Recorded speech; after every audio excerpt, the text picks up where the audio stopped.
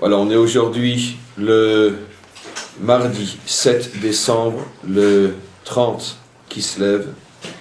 Et dernier cours de la semaine, comme ça a été annoncé toute la semaine, on termine aujourd'hui avec le cours de Haftara et nous reprendrons les cours uniquement dimanche prochain.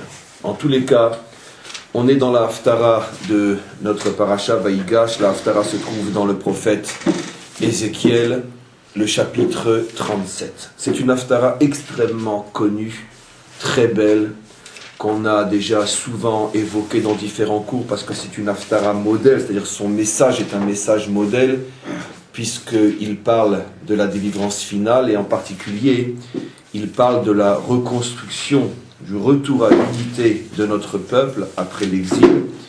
Et cette unité qui est symbolisée, on va lire quelques versets, qui est symbolisée par le fait que se réunissent les deux parties d'Israël qui étaient constamment séparées, le royaume de Yosef et le royaume de Yehuda. On sait que depuis le fils du roi Salomon, Rechavam, il y a eu le schisme. Notre peuple s'est divisé en deux nations, en deux peuples. La majorité des tribus se sont retrouvées avec à leur tête un roi descendant direct de Yosef, Jéroboam. Et elles ont formé, donc ces 10 tribus ont formé un royaume. Et n'est resté à Jérusalem et dans le territoire de Yehuda, n'est resté que 2 tribus, Yehuda et Benyamin, avec bien sûr les Kohanim et les Lévi'im qui servaient au temple. Et donc, la nation s'est divisée, elle ne s'est jamais reconstituée, puisqu'il y a eu d'abord donc quelques siècles de schisme, où Israël était séparé en 2 nations, et après, les 10 tribus ont été détruites et exilées par le roi Sancheriv, qui était un Assyrien, qui venait de la région qu'on appelle aujourd'hui le Pakistan et l'Afghanistan. Ça s'est passé à peu près 100 ans avant la destruction du premier temple. Par lui, Nabuchodonosor, le roi babylonien, qui a donc terminé l'exil d'Israël en s'attaquant cette fois-ci à ce qui restait de ce qui fut un jour la nation juive. Ce qui restait, c'était Yehuda et Benyamin. Et donc, les 10 tribus, on n'a pas véritablement retrouvé leurs traces. Il y a toute une histoire et surtout énormément de discussions au niveau des maîtres d'Israël, à savoir si les 10 tribus seront retrouvées, si elles reviendront. Et il y a, comme je viens de le dire, énormément de discussions à ce sujet, même sur le plan historique aussi. Est-ce que l'on sait où sont les 10 tribus? Est-ce qu'on a retrouvé leurs traces jusqu'à aujourd'hui? Les discussions font rage à ce sujet, peu importe.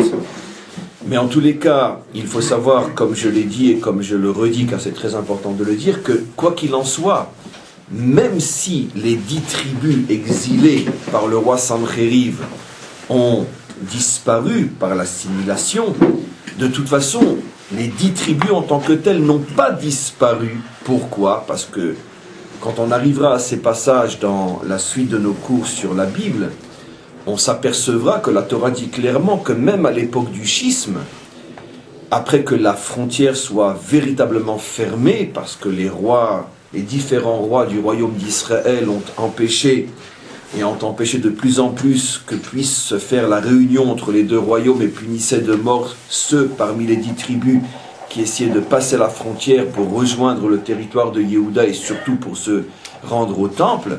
Mais malgré tout, nous voyons dans la Bible que la frontière ne pouvait pas être complètement fermée, et qu'en tout temps, et surtout au début du schisme, des milliers de Juifs appartenant aux 10 tribus d'Israël ont traversé la frontière, ont rejoint le royaume de Judée, parce qu'ils sentaient que la frontière allait être fermée, qu'ils seraient donc privés de pouvoir aller au temple. Ce qui veut dire que c'est juste de dire que globalement, il y a eu 10 tribus d'un côté et 2 tribus de l'autre, parce que la majorité des 10 tribus étaient dans le royaume d'Israël, mais quoi qu'il en soit, des milliers de représentants à titre individuel de ces 10 tribus se trouvaient du côté de Yehuda. C'est pour ça que finalement, les 10 tribus, ou les 12 tribus, ont toujours été représentées dans le royaume de Judée. Ce qui veut dire que même si nous n'avons plus de traces de ce qui a été un jour les 10 tribus d'Israël, aujourd'hui dans le peuple que nous connaissons, nous avons des représentants, des descendants de toutes les tribus d'Israël,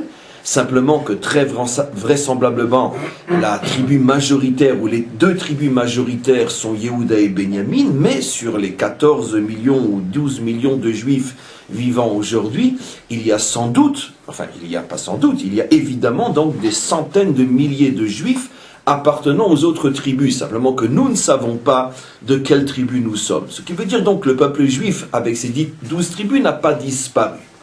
Mais quoi qu'il en soit, une véritable reconstruction de la nation d'Israël avec toutes ses tribus, cette véritable reconstruction n'a pas encore eu lieu, et c'est ce que va donc dire Yecheskel et les versets qu'on va lire ensemble. Le cours d'aujourd'hui sera un petit peu long car on a énormément de choses à voir. En tous les cas, le lien avec notre paracha bien sûr est évident puisque dans notre paracha on parle de la retrouvailles, des retrouvailles entre Yosef et Yehuda, entre les tribus déchirées, entre les tribus séparées, et bien sûr le lien est évident, de la même manière que dans notre paracha on parle de la retrouvaille et de la reconstruction et de la réunion des tribus, et évidemment dans notre Haftara on parle de la même chose. Alors on va lire quelques versets et on va commenter à un premier niveau, et on commentera plus profondément dans la suite du cours. Vaï devar Hashem Elai il est mort. Donc la parole d'Hachem est venue vers moi,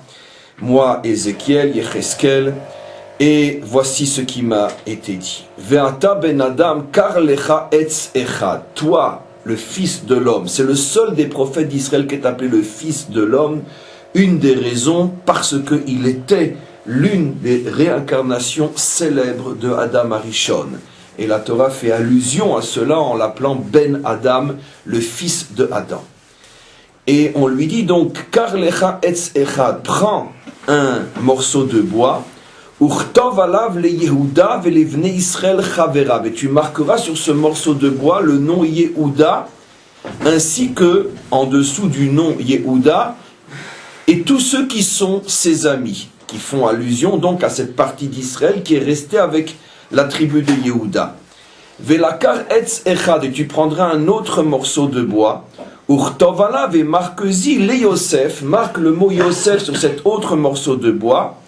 Etz Ephraim, mais en vérité, tu préciseras que tu fais allusion à Ephraim, puisque Yosef, comme on le sait, c'est divisé en 2. Yosef et Ménaché, 2 tribus, puisque Lévi est sorti. Lévi n'est pas compté comme les tribus qui vont recevoir une part dans la terre d'Israël, et donc automatiquement pour que la terre soit divisée en 12, on a coupé la tribu de Yosef en 2, pour qu'il y ait 12 parts, mais comme on le sait, depuis l'époque de Yaakov, bien que Ephraïm était le cadet, c'est lui qui représentait et dirigeait la tribu de Yosef.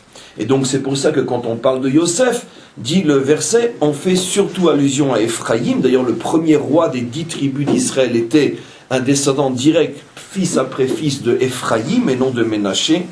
Vechol bet Israël chaverav, ainsi que tous ceux qui parmi la nation d'Israël sont avec lui. Donc Ézéchiel se trouve avec 2 morceaux de bois. Sur l'un il y a marqué Yehuda, sur l'autre il y a marqué Ephraïm.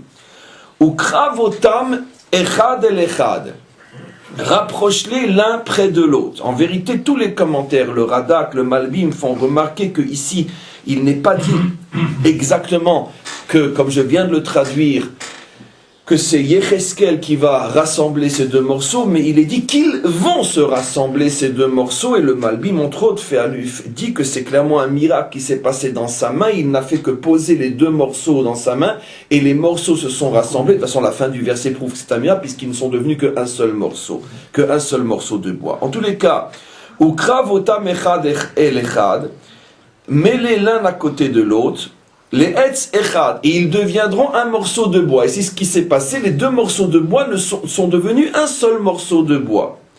Vayu les achadim beyadecha, et ils ne formeront qu'un dans ta main.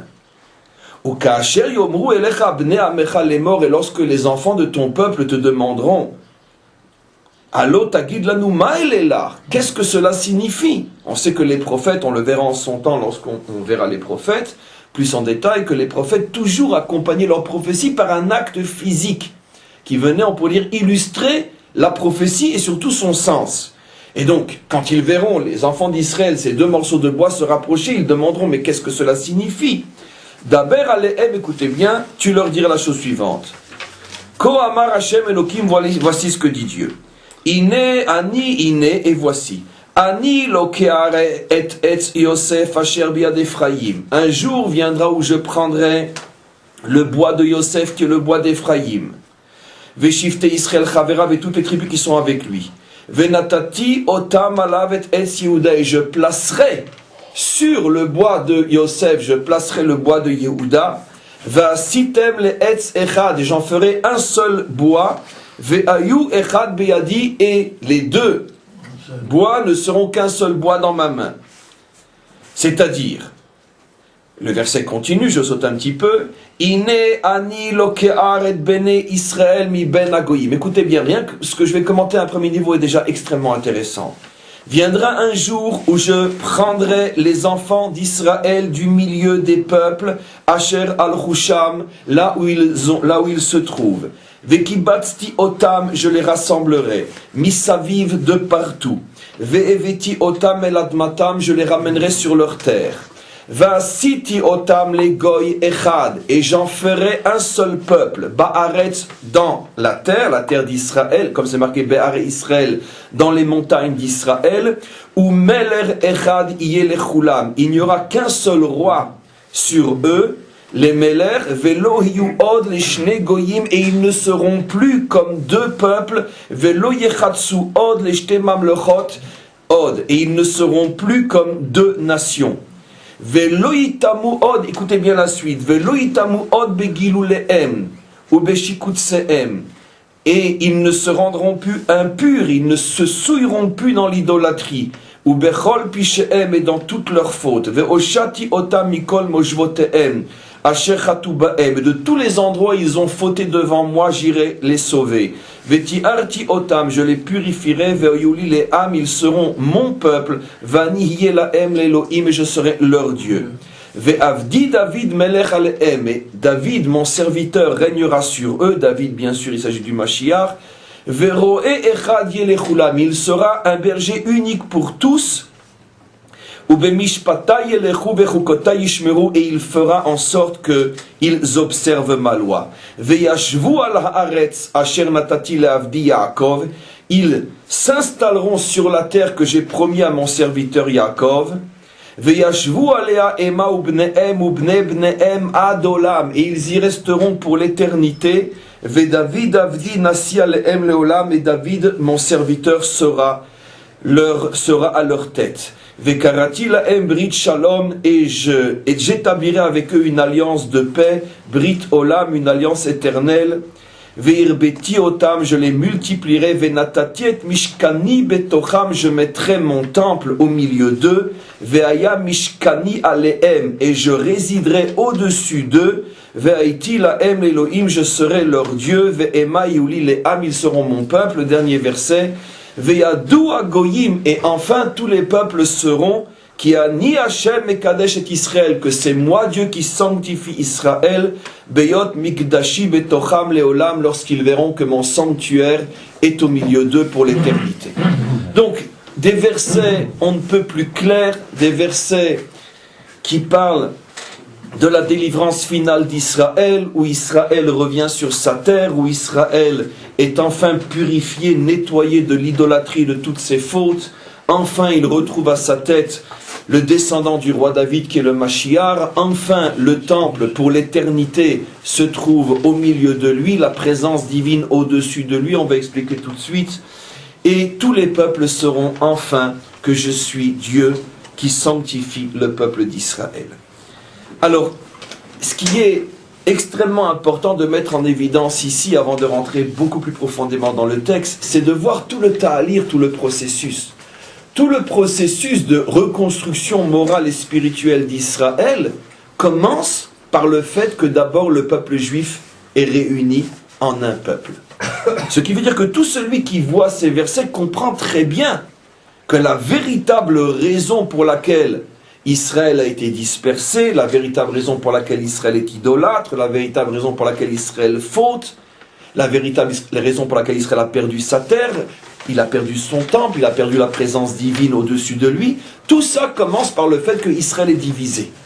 C'est la division entre nous qui est cause de toutes les fautes d'Israël et de toutes les destructions d'Israël. D'ailleurs, on le verra en son temps, l'idolâtrie est véritablement revenue dans notre nation tout de suite, après, avec et à cause du schisme. Donc, on peut déjà se poser une question évidente. La réponse est aussi évidente. La Haftara est liée à la paracha. Mais dans la paracha, on voit les retrouvailles.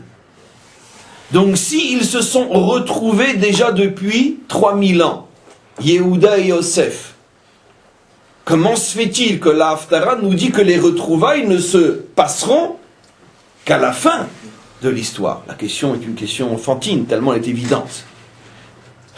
Yecheskel dit que les retrouvailles ne se feront véritablement qu'au moment de la délivrance, et dans notre paracha, d'où la relation avec la Haftara, dans notre paracha, on voit que non, que les retrouvailles se sont faites déjà à l'époque des frères qui s'étaient disputés.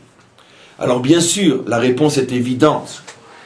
D'abord, la Torah, c'est une preuve, une fois de plus, est le microcosme de l'histoire. Ce qui veut dire que ce qui se décrit au niveau de la vie des pères bibliques va se reproduire sur des millénaires au niveau des enfants des pères bibliques. La Torah est le microcosme. Ce qui veut dire que ces 20 ans de séparation entre Yehuda et Yosef et leur retrouvailles, ça se situe sur une période relativement courte de 20 ans, mais comme il s'agit des pères fondateurs et des modèles bibliques de l'histoire juive, à notre niveau, la séparation et les retrouvailles vont se faire sur des millénaires. C'est ce que nos maîtres disent, Maase Avot Siman Labanim. Toutes les actions des pères sont une préfiguration de ce que sera l'histoire des enfants. Seulement au niveau des pères, comme c'est un microcosme, 20 ans de séparation se transforment au niveau des fils en 3000 ans de séparation. Au niveau des pères, la rencontre, les retrouvailles entre Yehuda et Yosef symbolisent la reconstruction d'Israël à la fin de l'histoire. Ce qui veut dire que, bien sûr, j'avais posé une question idiote. Puisqu'ils se sont retrouvés, comment se fait-il que nous, on est encore séparés? Mais non, parce que notre histoire reproduit tout ce dont parle la Bible, simplement que le temps est multiplié par des millions, puisqu'on passe de l'histoire biblique qui est microscopique à l'histoire des enfants qui est l'histoire telle que l'on connaît. Premier niveau de réponse. Deuxième niveau de réponse, c'est qu'en vérité, j'ai déjà fait allusion hier au fait que finalement les retrouvailles n'ont pas été 100% des retrouvailles et une réunion et une union parfaite. Puisque la Torah elle-même dit que Yosef s'est dévoilé parce que Velo yuchal leitapek, parce qu'il ne pouvait plus se retenir et finalement il a été précipité par ses sentiments qui ont pris le dessus sur la raison. C'est-à-dire que tout le plan de Yosef était justement d'amener ses frères à une prise de conscience absolue et totale de leur erreur, mais étant un grand sentimental, car Yosef est un grand sentimental, il n'a pas pu tenir jusqu'à la fin de ce tikkun, et les quelques secondes ou les quelques minutes qui ont manqué au niveau de la prise de conscience des frères s'est transformé après dans notre histoire en siècles de déchirure jusqu'à la délivrance finale. La deuxième réponse vient, on pourrait dire, renforcer la première. De là, vous voyez à quel point les personnages bibliques sont véritablement des géants au niveau desquels une minute chez eux peut avoir des répercussions de siècles chez nous. Où un cheveu de tikkun non fait à leur niveau va se transformer à notre niveau en siècles de tikkun non fait, de réparation non faite. Pourquoi c'est important de le savoir? Parce que à notre niveau aussi, les choses se passent comme ça. Mais à notre niveau, on sait, je vous l'ai expliqué, je vous le répète constamment, la Torah ne révèle que des choses qui concernent chacun d'entre nous en tout lieu et en tout temps.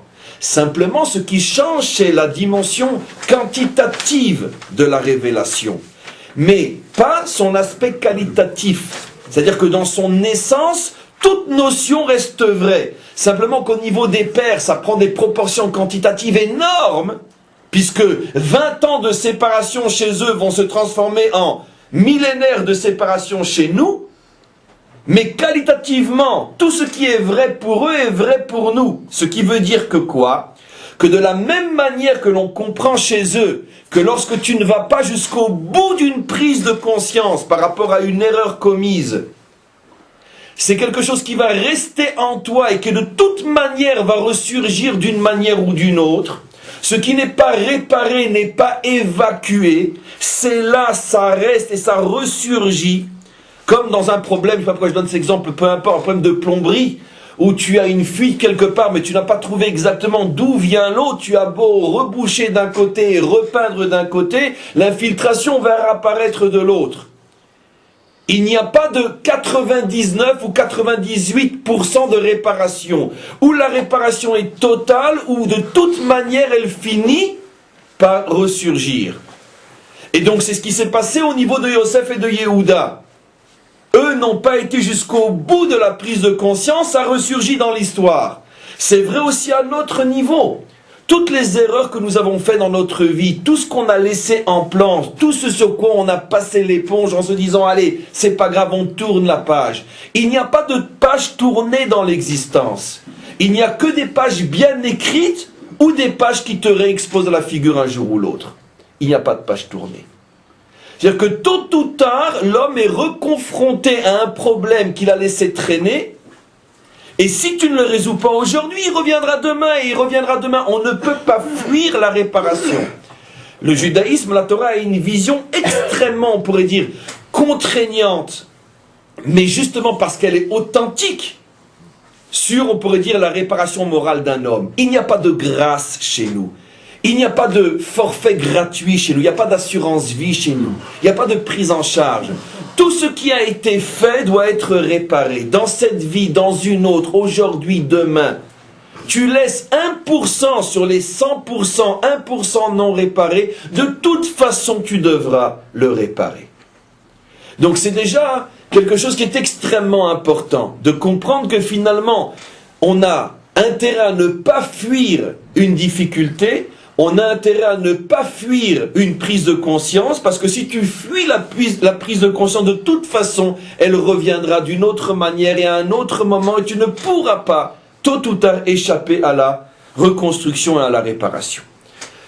Ça, c'est globalement le texte. Donc, maintenant, il va falloir rentrer beaucoup plus en profondeur et essayer d'interpréter finalement ce que représentent Yosef et Yehuda, bien qu'on l'a déjà fait des centaines et des milliers de fois, chaque fois dans un autre, dans un angle nouveau, dans un angle différent. Aujourd'hui, je vais le montrer d'une manière encore tout à fait nouvelle et tout à fait différente. Que représentent Yehuda et Yosef, puisque de leur séparation, de leur querelle, de leur déchirure, découle toute l'histoire des exils d'Israël et toutes nos souffrances et tous nos malheurs jusqu'à la délivrance finale. Et la preuve, c'est que la délivrance finale dépend de cette reconstruction. Il n'y a pas d'unité entre eux, il n'y a pas de délivrance finale, comme nous le révèle Yecheskel. Ce qui est extraordinaire, c'est que c'est Yecheskel qui nous le révèle, parce que ce qui est extraordinaire, c'est qu'il s'appelle Ben Adam, parce qu'il a un lien avec Adam, et il comprend, et c'est lui qui nous révèle ça, il comprend effectivement en quoi tout ce problème-là est lié avec Adam, et la faute de Adam, telle que je vais l'expliquer. Et on rentre dans le vif du sujet. La Torah nous parle ici de 2 etz, que j'ai traduit par 2 bois. Mais on sait très bien que quand l'oreille entend le mot etz, et surtout 2 etz, elle pense tout de suite à quoi? C'est une oreille avertie. Tiens, la première fois qu'on parle de 2 etz dans la Torah, c'est bien sûr au moment de Adam. Etz Achaim et Etz Adaat. Tiens, c'est bizarre. Ici, le peuple juif est représenté par 2 etz. Et tout au début du récit de la création, quand tout a commencé, on nous parle aussi de 2 etz. Etz Achaim, Etz Adaat. Etz Achayim est l'arbre qui aurait dû être mangé. Etz Ada'at est l'arbre qu'il ne fallait pas manger. Et voilà que Adam a fait le mauvais choix. Par définition, c'est ça la grandeur et la beauté d'un homme, c'est qu'il ne fait que des erreurs. C'est pour ça qu'il est un homme et qu'il est grand. Et il fait bien sûr l'erreur fatale de ne pas commencer par le Etz Achayim, mais de commencer par le Etz Ada'at. Alors on va essayer de décoder tout ça aujourd'hui d'une manière complètement inédite et surtout de voir le rapport avec Yosef et Yehuda. Le mot Etz Achayim, le mot Chayim, contient des secrets énormes, infinis, et qui va nous permettre de comprendre par rapport au cours d'aujourd'hui ce que signifie l'histoire des deux Etzim. Le mot Chayim peut être décomposé en deux. Chay, Yam. Chay qui veut dire la vie ou vivant, Yam qui veut dire la mer. Chay, Yam. Chet Yud d'un côté, Yud Mem de l'autre. À quoi fait allusion Yam? On le sait, Yam fait allusion dans toute la Torah des secrets à la royauté, à la Malchut. Pourquoi Yam fait allusion à la Malchut? Parce que l'un de ceux qui nous l'a révélé est le roi Salomon, ça ne pouvait être qu'un roi, et le roi par excellence, dans ses fameux proverbes, Kol anachalim olchim el hayam, tous les fleuves se dirigent vers la mer, ce que le Zohar et le Ria Kadosh expliquent. Toutes les sphirotes, tous les attributs divins se déversent dans la Malchut, le dernier des attributs divins. Les 10 attributs divins peuvent être comparés à 9 plus 1. 9, c'est-à-dire que chacun est appelé un nachal, un nahar, un fleuve. Chacun est un épanchement de la lumière divine. Et tous se dirigent vers le grand réceptacle qui contient tous ces fleuves de lumière qui se déversent en lui. Et ce réceptacle porte le nom de Yam, porte le nom de mer, et bien sûr, dans son décodage spirituel, il s'agit de la royauté. Pourquoi la royauté contient tous les attributs divins? Parce que le roi, étant donné qu'il doit diriger son peuple, et donc représenter le peuple, il doit donc contenir toutes les facettes, tous les aspects de ce peuple. Et comme très globalement, les 10 attributs divins sont les 10 forces fondamentales qui se propagent à l'intérieur des âmes d'Israël, automatiquement le roi est l'essence, le substrat de toutes ces âmes, il contient toutes ces âmes, et c'est pour ça qu'il est comme une mer dans laquelle se déversent les différents fleuves spirituels de notre nation.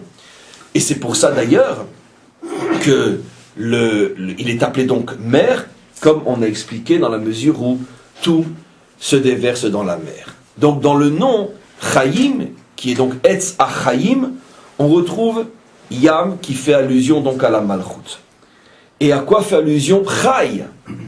Chay fait allusion, disent nos maîtres, aux deux niveaux les plus hauts de l'âme qui sont la Chaya et la Yechida. Puisque le Chet est la première lettre du mot Chaya et le Yud est la première lettre du mot Yechida. C'est-à-dire que signifie Etz Achayim? C'est un niveau spirituel extrêmement haut où s'unissent la Malchut avec les deux niveaux les plus hauts de l'âme que je vais expliquer tout de suite, qui s'appellent, comme vous le savez, ce sont les deux niveaux les plus hauts, la Chaya et la Yechida. Ce qui veut dire que, au niveau du Etz Achayim, on a un dévoilement dans la royauté, on a un dévoilement des deux forces les plus élevées de l'âme d'Israël. Alors, que représentent la Chaya et la Yechida? On va expliquer de la manière suivante. Je vous ai déjà, à de très très nombreuses reprises, expliqué que l'âme, si nos yeux pouvaient se voir, j'en ai parlé récemment dans le cours des dames la semaine dernière, je dis toujours que si quelqu'un a le goût du dessin et sait vraiment dessiner, l'un des plus beaux tableaux de la délivrance, à mon sens, celui qu'on offrira au Melech HaMashiach ou à Hachem lui-même, c'est le tableau suivant.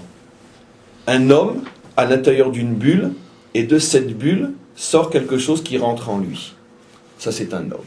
Pourquoi? Parce que l'homme est dans l'âme et l'âme est dans lui.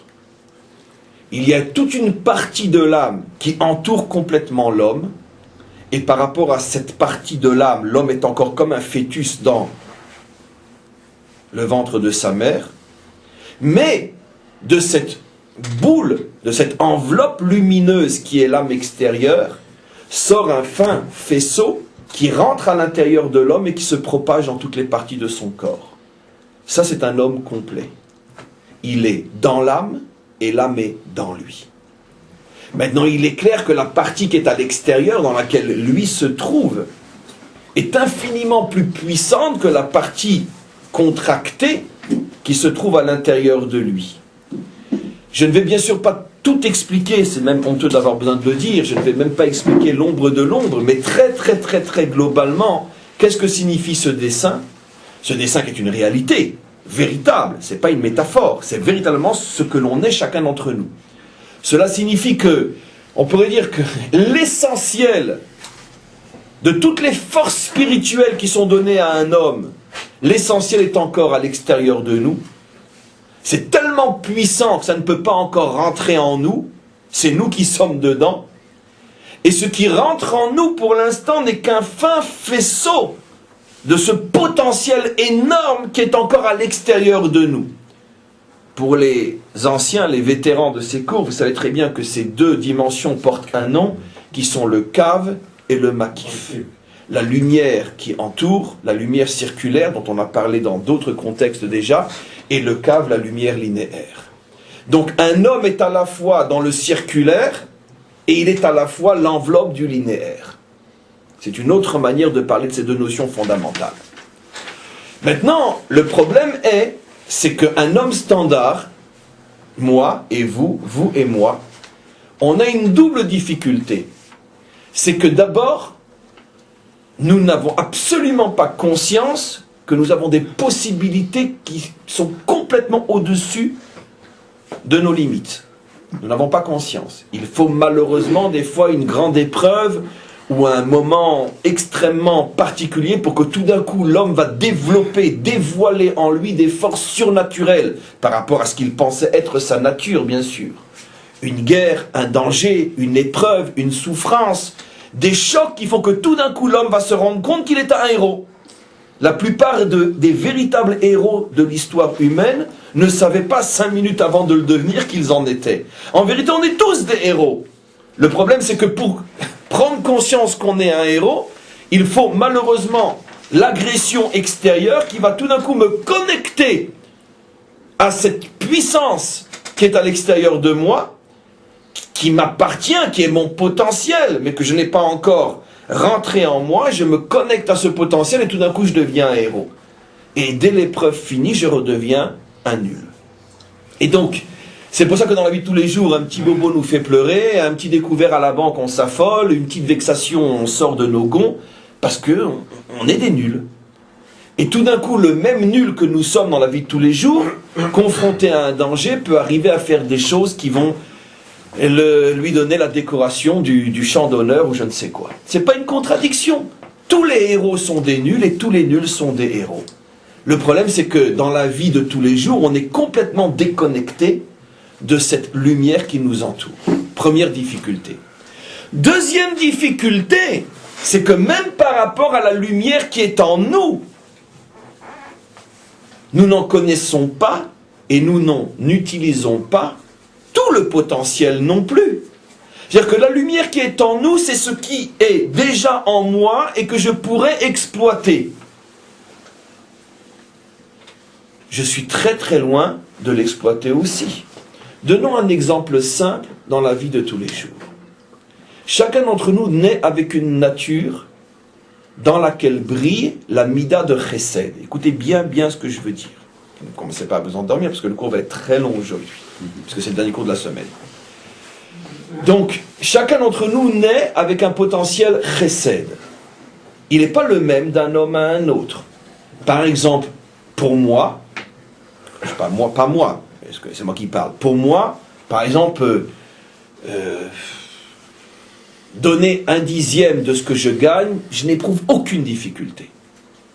Pour un autre, c'est un petit peu plus dur, mais je donne. Pour un autre, c'est encore un peu plus dur, mais il donne. Je ne parlais que d'hommes qui donnent. Chacun a son potentiel chesed, chacun donne, mais selon son ofi, c'est plus ou moins dur. Attention, celui qui donne facilement n'a pas 1 milliardième de zeste de mérite plus que celui qui donne difficilement. Puisque celui qui donne difficilement a une nature différente. L'autre a une nature qui fait que dans ce domaine-là, il n'a pas de difficulté. Peut-être que ces deux hommes, dans une autre situation morale, ils vont être à l'inverse. Par exemple, dans un problème de dire la vérité, même si ça me porte préjudice, celui qui a facilité à donner aura peut-être une difficulté à dire la vérité, et celui qui avait une difficulté à donner aura peut-être une facilité à dire la vérité. Ni l'un ni l'autre n'ont les mérites de ce qu'ils sont. Pourquoi ?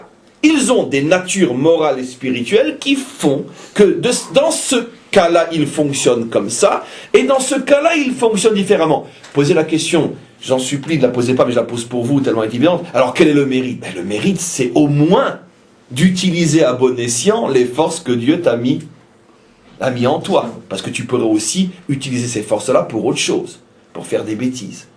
Par exemple, nos maîtres disent que la force du chesed, de la bonté, lorsqu'elle n'est pas utilisée dans le bien, elle va dans la débauche. C'est aussi le bien. Mais au lieu de faire le bien, tu te fais du bien. C'est toujours la différence. Tu ne fais pas du bien, tu te fais du bien. Peut-être tu te bousilles, tu te détruis, mais ça tu ne le sauras que plus tard. Mais pour l'instant, tu te fais du bien. Donc, ton libre arbitre est au niveau de l'utilisation. Ce qui veut dire que nos maîtres iront jusqu'à dire que ceux qui avaient un potentiel d'être de grands Baalei Chesed, de grands donateurs, s'ils n'utilisent pas cette force dans le bien, vont être de grands débauchés. Des petits Baalei Chesed seront de petits débauchés. Et de même pour chaque qualité. En tous les cas, je reviens. Maintenant, supposons que moi, j'ai reçu un potentiel Chesed, ok, de donner sans aucune difficulté mes 10%. Ça, c'est si mon potentiel qui est en moi brille et complètement dévoilé. Mais vous savez tous que très rares sont ceux qui sont à ce niveau-là. La plupart d'entre nous ne donnent pas exactement ce qu'ils devraient donner. La plupart d'entre nous, même quand ils donnent, ils ne donnent pas exactement comme il faudrait donner, etc., etc. Pourquoi ?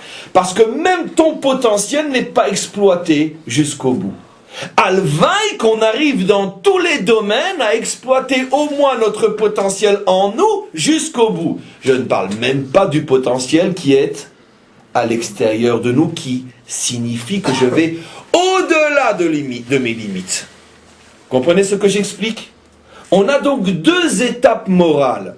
Premier niveau moral, arriver à exploiter, à dévoiler tout ce qui est déjà placé en moi. Ce que je vais traduire par le dévoilement de ma vraie nature morale. Deuxième niveau, quand je suis arrivé à dévoiler tout le potentiel de ma vraie nature morale, je deviens un héros, je me dépasse, je me surpasse, je vais au-delà de ma nature morale. Donnons un exemple, encore une fois, simple dans la vie de tous les jours. Quelqu'un est né avec une nature à donner. Seulement, pour X raisons, peu importe, il a des soucis, il a ci, il a ça, il n'est pas bien, il n'est pas heureux, peu importe. Il ne découvre pas cette nature. Dans un premier temps, qu'est-ce qu'il va devoir faire ?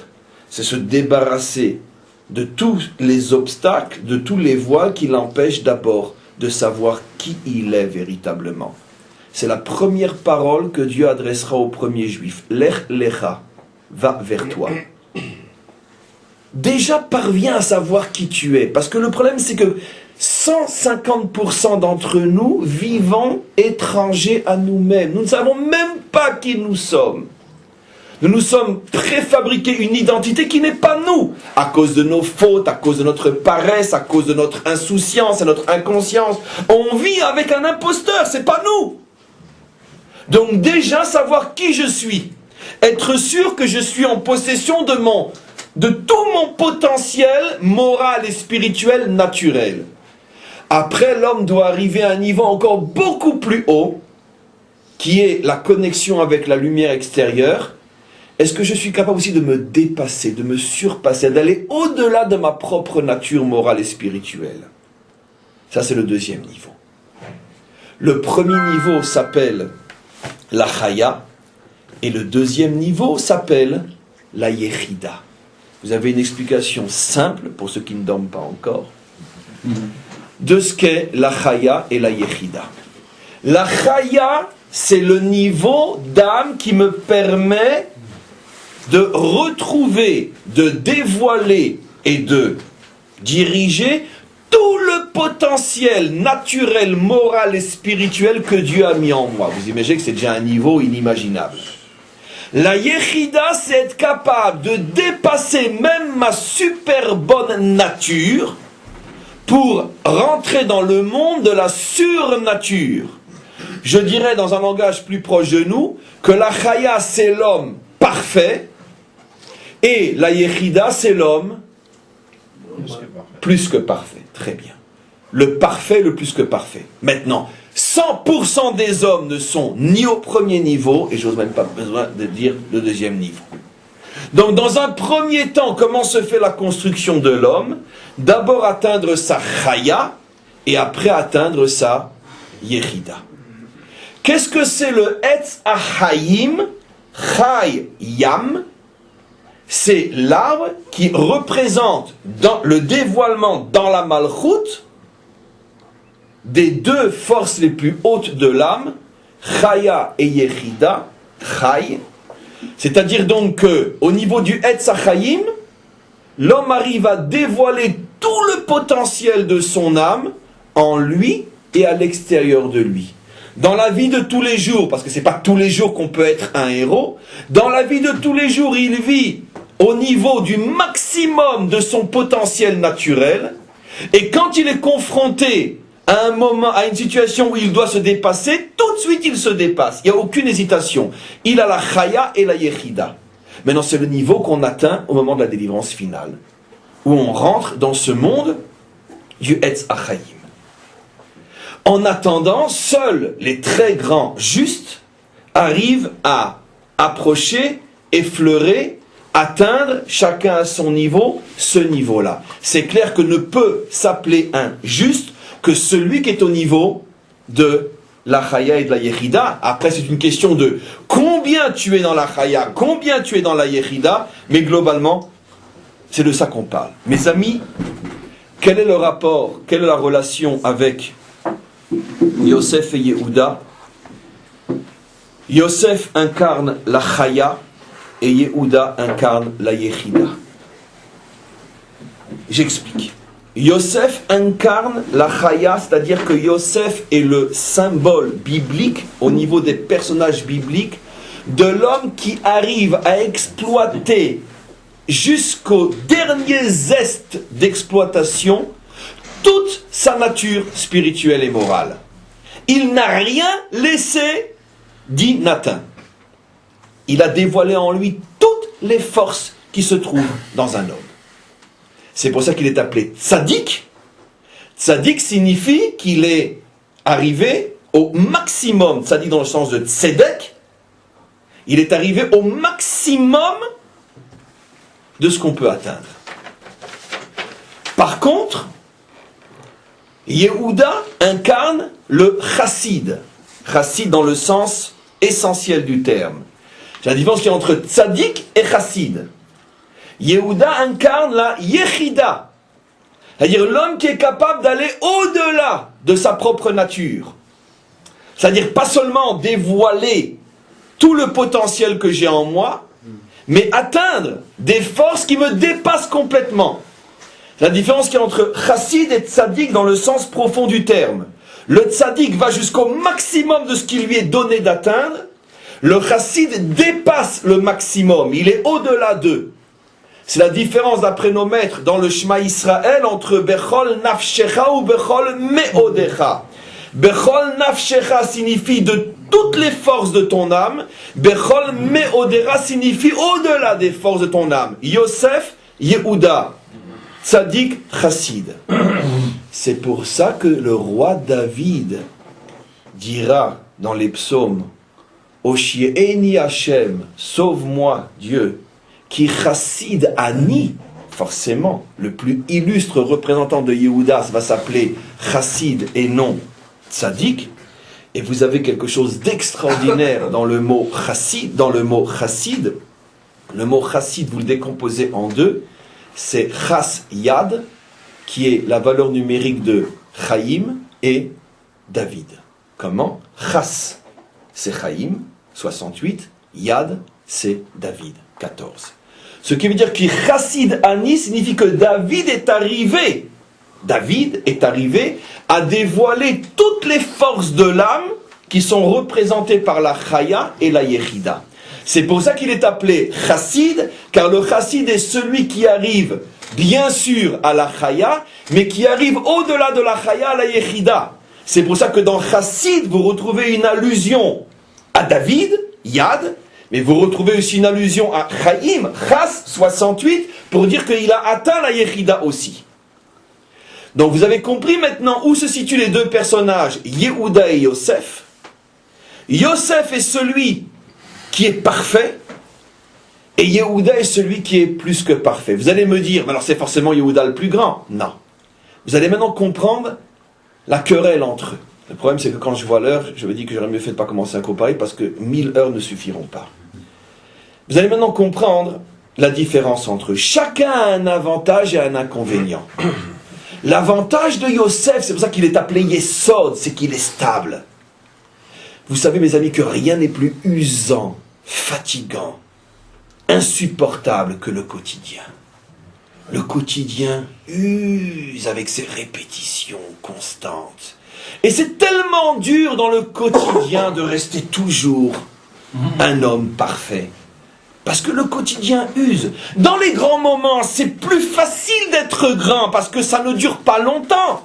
Mais le quotidien, il dure tous les jours. Comment je peux tous les jours être parfait? Yosef est immense. Yosef arrive tous les jours, 24 heures sur 24, toute une vie pendant 110 ans. Il est parfait. Oh, c'est immense.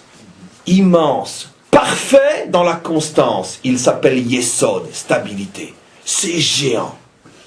Mais d'un autre côté, il n'arrive pas, quand il devrait, à se surpasser.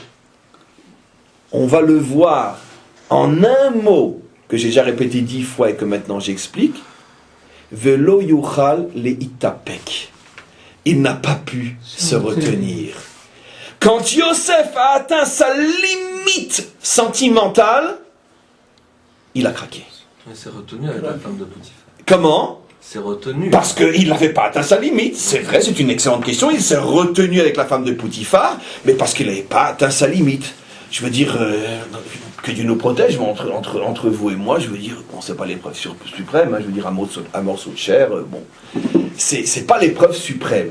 Mais, voir ses frères en face de lui qui n'a pas vu depuis 22 ans, et il est obligé de les faire souffrir pour leur faire prendre conscience, et ça lui fait mal parce que c'est un grand sentimental et on ne peut plus. Velo yuchale itapek.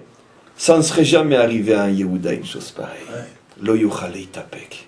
Yehuda c'est un lion. Impossible. Donc on voit qu'avec toute sa stabilité et toute sa grandeur, il a sa limite. C'est pas un défaut, c'est Yosef. Yosef, il est parfait, mais jusqu'au bout de ses limites, qui sont énormes. Mais Yosef, c'est la chaya. Suivez-moi bien, parce que vous allez avoir de grandes surprises.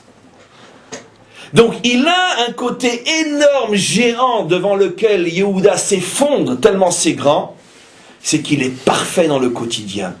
C'est d'ailleurs ce à quoi faisait allusion Yosef lorsqu'il dit « Je suis un épi devant lequel tout le monde se prosterne ». Pourquoi l'exemple de l'épi? Ou pourquoi après les astres? Il fait allusion à ce monde au quotidien. L'épi, c'est le monde du travail. Les astres, c'est le monde qui dit, c'est les forces qui dirigent le quotidien. Dans le monde du quotidien, je suis le modèle. Regardez, je ne bouge pas. Tandis que vous, dans le quotidien, vous êtes usé et vous vous écroulez. Yehuda, c'est tout le contraire. Yehuda, c'est celui qui se dépasse, qui se surpasse. Celui qui va au-delà des limites. On le voit par des milliers d'exemples dans ces courtes parachiotes. Je ne vais en choisir qu'un. Yehuda dit à son père, si je ne te ramène pas Benyamin, je ne veux ni ce monde ni l'autre, je ne veux rien. Ça veut dire quoi, je ne veux rien? En quoi je vois qu'il est au-delà des limites? Pour ça, il faut étudier le Tanya et le Admor Hazaken pour comprendre ce que cela signifie. Il est au-delà de toutes les limites, en ce sens que même le monde à venir, c'est encore une limite, c'est encore un monde.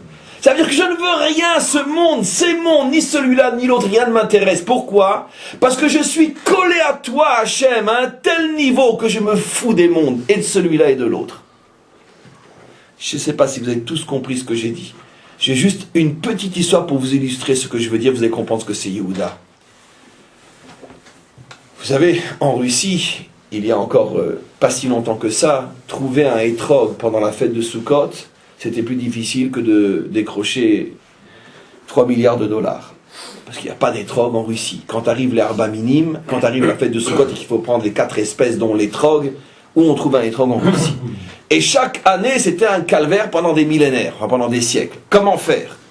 Il y avait des années entières où il n'y avait pas d'étrog, où des fois on devait, comme on voit dans la Lara, se partager un hétrog à 1000 personnes. Au point que quand il arrivait dans la 1000e main, on se posait la question s'il était encore cachère. Et donc, il y avait en Russie un rave, un rabbi, il me semble que c'est le Baal Shem Tov même, c'est le Baal Shem Tov, je ne sais pas si c'est le nom du Baal Shem Tov, qui lui avait des émissaires spéciaux, c'était le Baal Shem Tov qui partait des mois à l'avance en Italie ou je ne sais où et qui s'arrangeait chaque année pour lui ramener un hétrog. Une année, il n'y a pas eu d'étrog et le messager ne revient pas, l'émissaire ne revient pas, on est à 2 jours de Sukkot, il n'y a pas d'étrog. Comment le Baal Shem Tov sans hétrog? Et on entend qu'un riche commerçant juif qui revient de pays lointains a ramené avec lui un hétrog. Tout de suite le Baal Shem Tov le fait venir. Il lui dit, je t'en supplie, regarde, je te paye tout ton déplacement, toi, ta famille, installe-toi à Mejiboj. Il vivait à Mejiboj, le Baal Shem Tov, permets-moi et à la communauté d'avoir un hétrog. Lui vivait loin de là. Et lui, c'est un commerçant. Et il sait faire de bonnes affaires. Il se dit, je vais faire l'affaire de ma vie. Il dit, pas de problème. J'ai les moyens de me payer l'hôtel, d'amener ma famille, j'ai pas besoin de ton argent. Est-ce que tu es prêt à me donner toute la récompense de toutes les mitzvot que tu as fait toute ta vie en échange de cet hétrog? Je veux ton olam haba, je veux ton monde à venir, Bekitsour. Shem Tov dit, mais quoi, c'est ça ton prix, pas de problème. Et devant témoin et devant le rav de la ville, lui signe un contrat comme quoi, en échange du fait qu'il pourra utiliser l'hétrog, toutes les mitzvot de toute sa vie vont à ce commerçant juif. L'autre a fait l'affaire de sa vie, c'est un homme intelligent, il sait faire de bonnes affaires. Très bien. Arrive la fête de Sukkot, et au moment où le Baal Shem Tov prend l'étrog, on le voit prendre l'étrog et faire la mitzvah avec une kavana, avec une intention, une concentration comme jamais on l'a vu faire dans sa vie.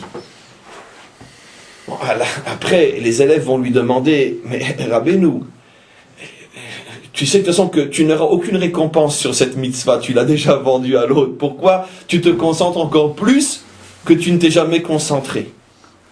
Alors il a répondu, il a dit, pour une fois que je peux faire une mitzvah en sachant que je n'aurai aucune récompense, au moins je peux faire au moins une fois une mitzvah désintéressée, c'est le plus beau moment de ma vie.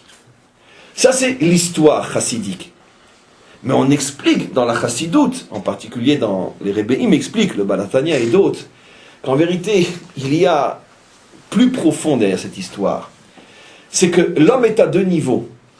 Tout celui qui fait en sachant qu'il va recevoir se lie à un niveau du divin extrêmement haut, bien sûr, quand il s'agit du Baal Shem Tov et de toutes les mitzvot qu'il faisait jusqu'à celle-là, mais qui reste limité.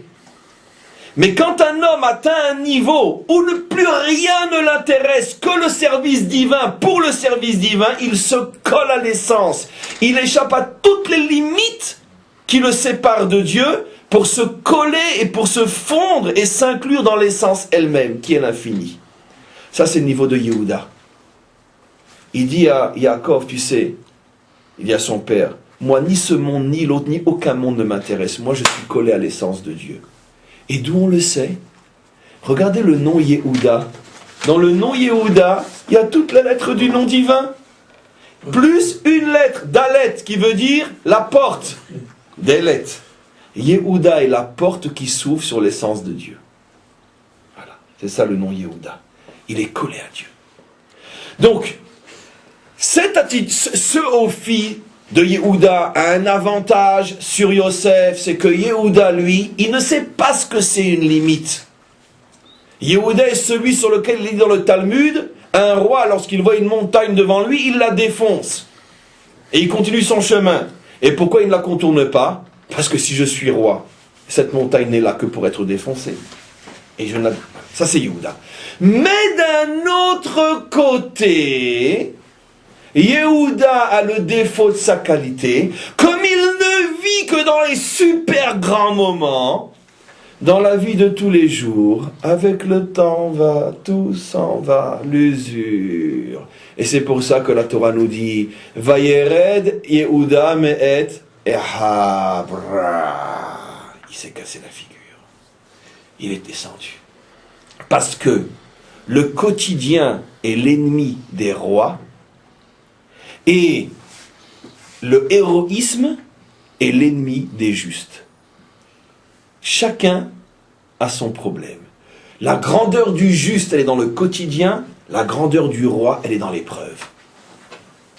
Vous savez tous que, puis aujourd'hui, parce que c'est même honteux de devoir le signaler, mais quelle est la véritable définition d'un véritable dirigeant?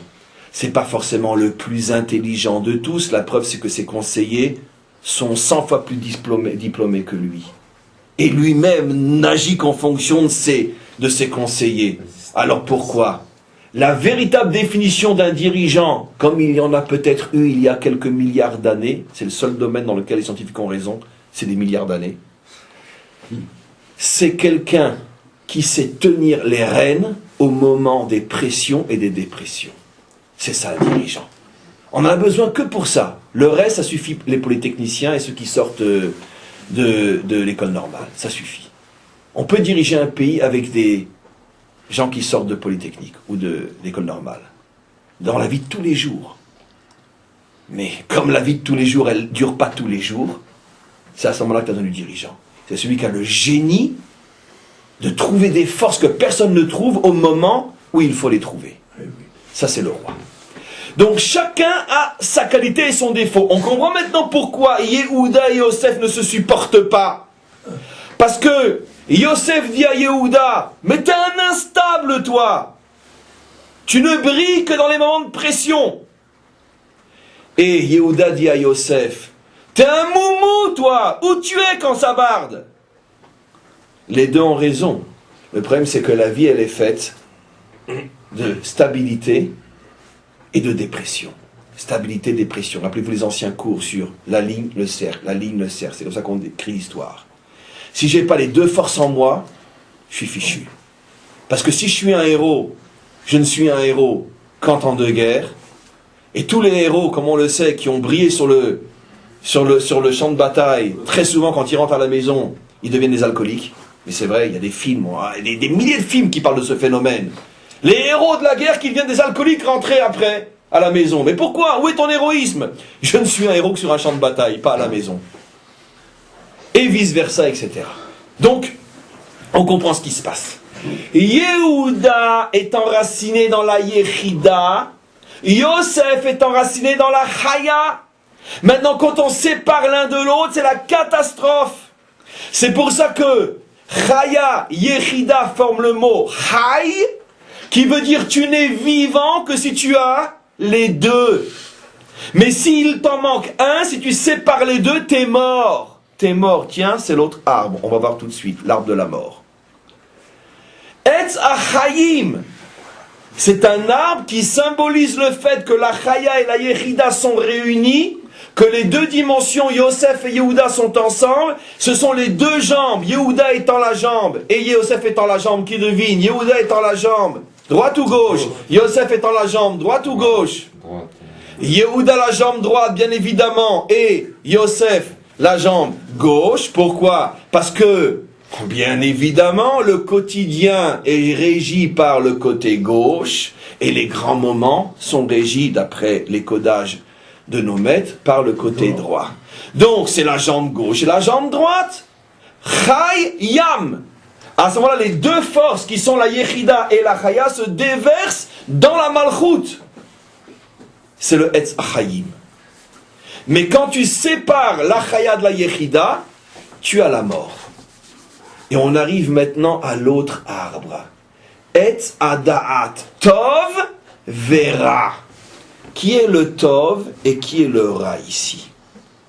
Alors le Ra, je ne vais pas traduire par mal, mais le Ra, tel que son sens apparaît au niveau du sens profond de la Torah. Tiens, on vient de dire que Yosef est représenté par la Chaya, c'est-à-dire le niveau du juste, Yosef Hatzadik, celui qui est capable d'utiliser et d'exploiter toutes les forces naturelles qu'il a en lui. Il va jusqu'au bout.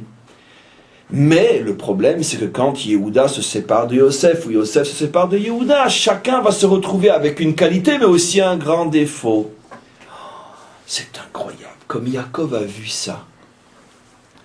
Quand on lui rapporte la tunique de son fils, c'est intéressant, Ketonet Passim, elle la dépasse, elle est linéaire. Bien sûr, Yosef, c'est la force linéaire. C'est la lumière qui est dans l'homme. C'est pour ça que il lui donne une Ketonet Passim. Qu'est-ce qu'il veut lui faire comprendre à son fils en lui donnant une Ketonet Passim? Attention mon fils, tu es très grand, mais tu n'es que la force de la ligne, tu n'es que la chaya, tu ne peux pas te passer du cercle. Et toi, Yosef, qui te vois comme une ligne, les épis droits, autour duquel se prosternent tous les autres, tiens, le cercle se prosterne devant la ligne.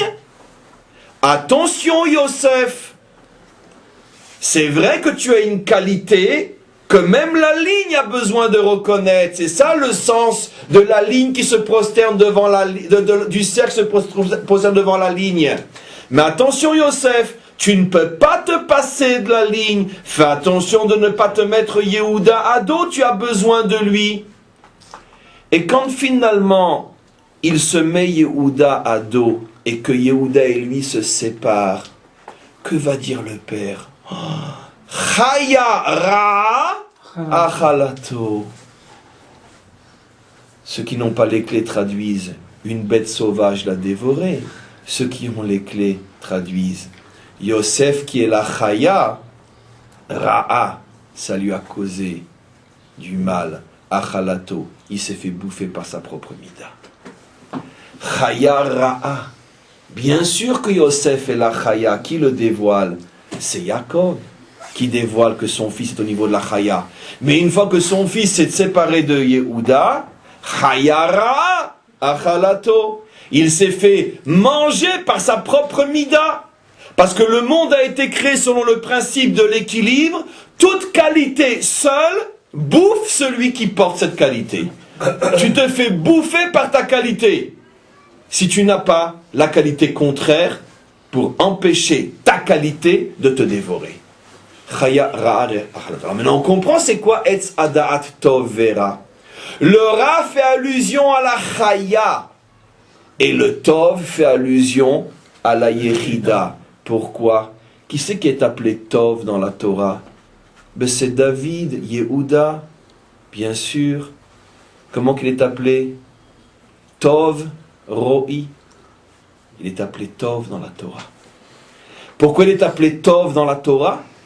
Nos maîtres disent quelque chose d'extraordinaire. Et vous allez voir comment ça montre la grandeur, justement, la capacité de se dépasser de David. David, dans le verset duquel on apprend qu'il est Tov, Tov Ro'i, il a de beaux yeux si vous voulez au niveau du sens littéral, mais là on est loin du sens littéral. Tov Ro'i, il a la mida du Tov. C'est dit dans le même verset où il est appelé Admoni, rouquin. Rouquin avec de beaux yeux. Pauvre homme qui en reste là. Qu'est-ce que signifie rouquin avec de beaux yeux? Nos maîtres expliquent. Adam, il est guerrier.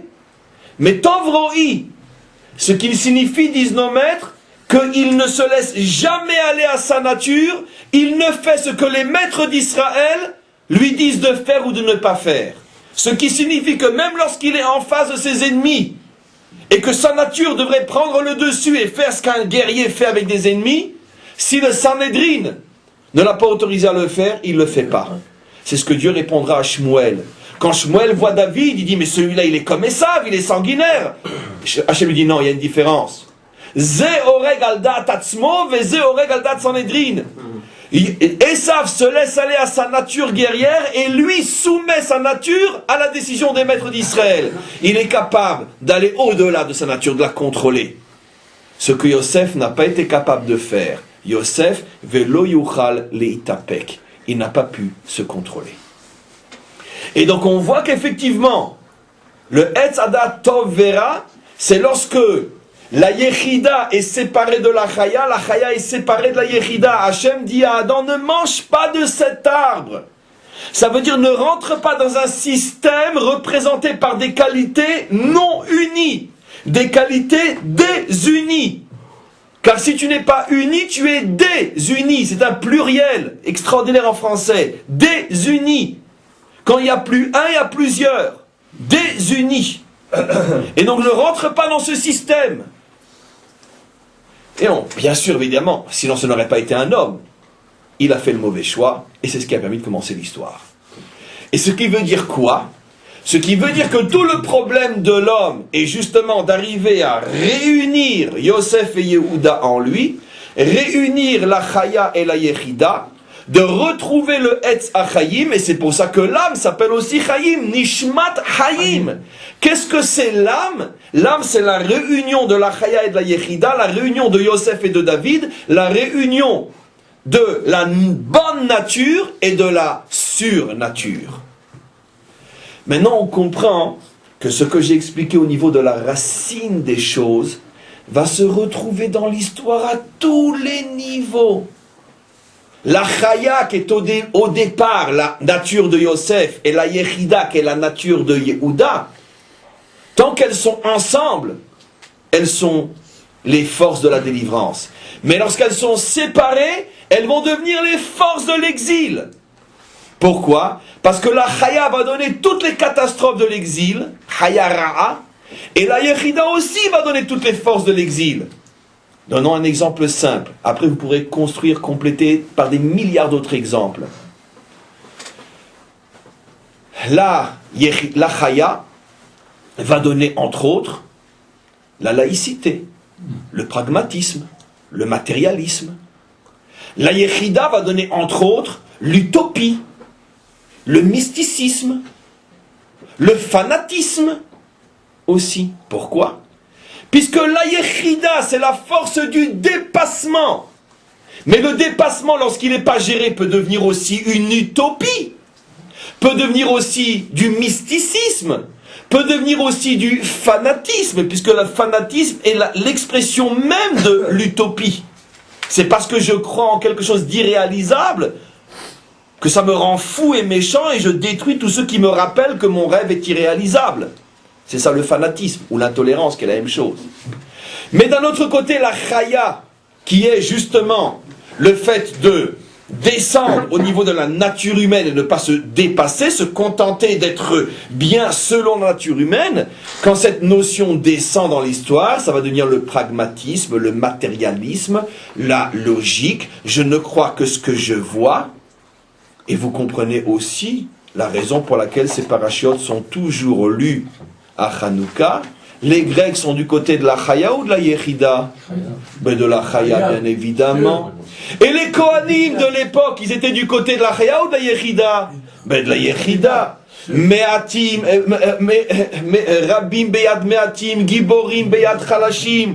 Ils ont fait sauter toutes les limites, puisqu'ils ont fait quelque chose qui était complètement au-delà de leur nature. Les Kohanim ne savent pas se battre, ils n'ont jamais été entraînés pour ça. Dans notre tradition, les Kohanim ne sont pas soldats. Et c'est eux qui ont repoussé et vaincu l'armée la plus puissante du monde. Donc ils ont été obligés de puiser pas en eux, j'allais dire une bêtise, ils ont été obligés de se connecter à des forces qui sont autour de chaque homme, et donc aussi autour des Kohanim. Ils se sont connectés à la Yechida, ils sont arrivés à vaincre la force de la Chaya Ra'a, de la mauvaise Chaya qui était représentée à cette époque-là par les Grecs.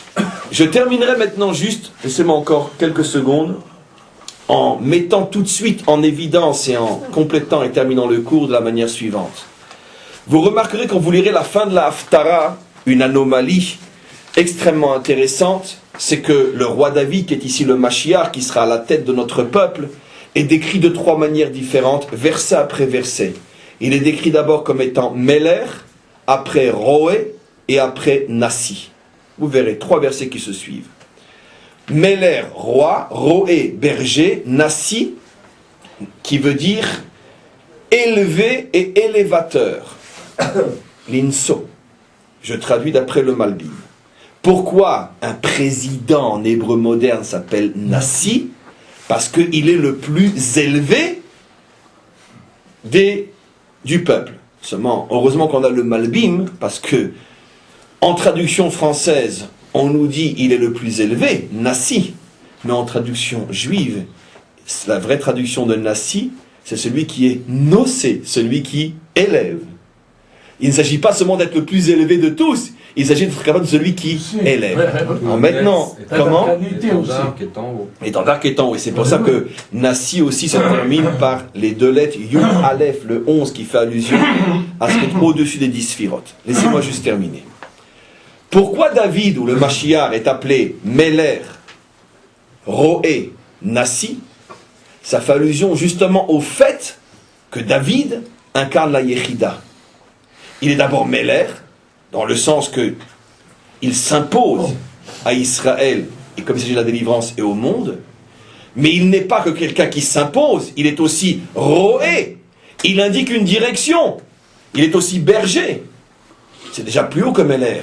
Mais en fin de compte, le verset termine par sa qualité, qui restera celle par laquelle on l'appelle dans cette Haftara, Nassi. Il est celui qui s'élève et qui élève sans arrêt. Il ne s'arrête pas de monter, il ne s'arrête pas de faire monter. Explique le Malbim.